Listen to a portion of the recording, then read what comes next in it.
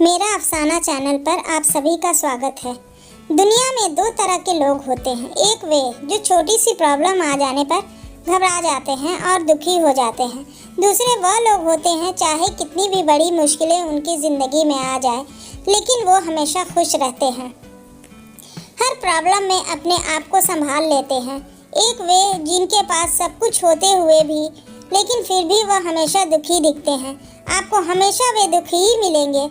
और दूसरे वे जिनके पास कुछ हो या ना हो लेकिन वो आपको हमेशा खुश दिखते हुए मिलते हैं, मुस्कुराते हुए मिलते हैं।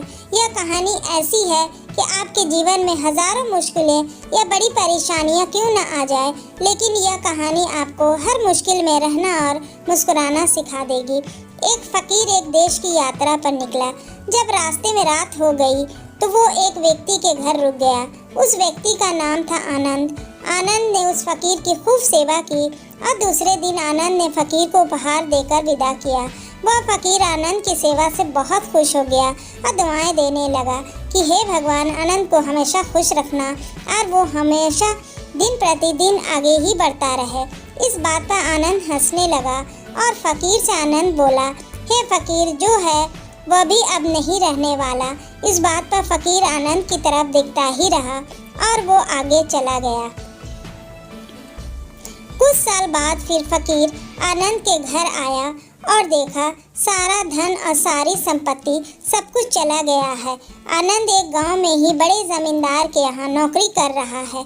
वह फ़कीर आनंद से मिलने के लिए वहाँ चला गया।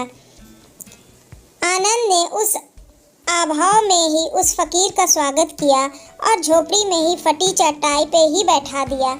उसने पास खाने के लिए जो रूखी सूखी रोटी थी वो खाने के लिए फ़कीर को दे दिया। जब फ़कीर वहाँ से जाने लगा तो उसकी आँख में आंसू था और फ़कीर कहने लगा, हे भगवान, तुमने यह क्या किया? तो आनंद फिर हंसा और कहने लगा, अरे फ़कीर, तू क्यों दुखी हो रहा है? ईश्वर हमें जिस हाल में भी रखे हमेशा खुश रहना चाहिए, उसे धन्यवाद देना चाहिए। समय सदा बदलता रहता है और इतना ही नहीं, यह भी रहने वाला नहीं है।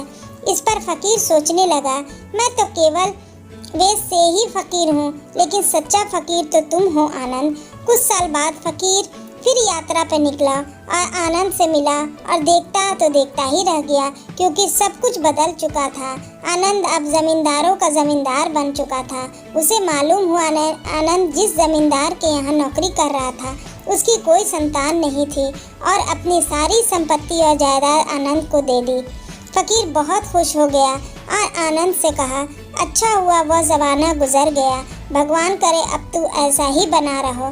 यह सुनकर आनंद फिर हंसने लगा और कहने लगा, फ़कीर, अभी भी तेरी नादानी बनी हुई है। फ़कीर ने फिर आनंद से पूछा, क्या यह भी नहीं रहने वाला? तो आनंद ने उत्तर दिया, हाँ, या तो यह चला जाएगा या फिर इसको अपना मानने वाला ही चला जाएगा। यहाँ पर कुछ भी रहने वाला नहीं है। अगर कोई चीज़ शाश्वत है तो वह है हमारी आत्मा, वह है हमारे मन की शांति, वह हमारे मन का सुकून, और बाकी जो कुछ भी है वो हमेशा नहीं रह सकता। फ़कीर ने आनंद की बातों को बहुत ही ध्यान से सुना और वापस चला गया। जो होता है उसे स्वीकार करो। कुछ सालों बाद फिर फ़कीर जब उस गांव से गुजरा, आनंद का महल तो है लेकिन उसमें आनंद नहीं है। उसमें कबूतर गुटर गू कर रहे हैं। आनंद अब इस दुनिया में नहीं रहा, उसकी मृत्यु हो चुकी थी। वह फ़कीर मन ही मन सोचने लगा कि यह एक इंसान ज़िंदगी भर कितना दौड़ता रहता है और रोता रहता है, दुखी होता रहता है।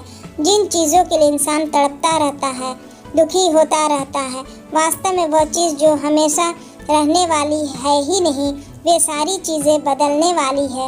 यह कहानी यह शिक्षा देती है कि हमारी ज़िंदगी में जब भी कोई मुश्किल, तकलीफ़ या दुख आए तो हमें यह सोचना चाहिए कि ज़िंदगी में इससे पहले मुश्किलें या उलझनें आई तो क्या वे हमेशा रुकी रही?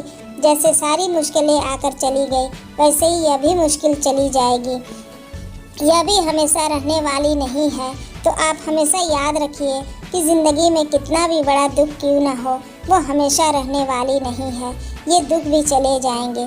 तो दोस्तों, आपको ये कहानी कैसी लगी कमेंट बॉक्स में ज़रूर बताइएगा। और हाँ, आप हमारे चैनल को सब्सक्राइब ज़रूर कर लीजिए।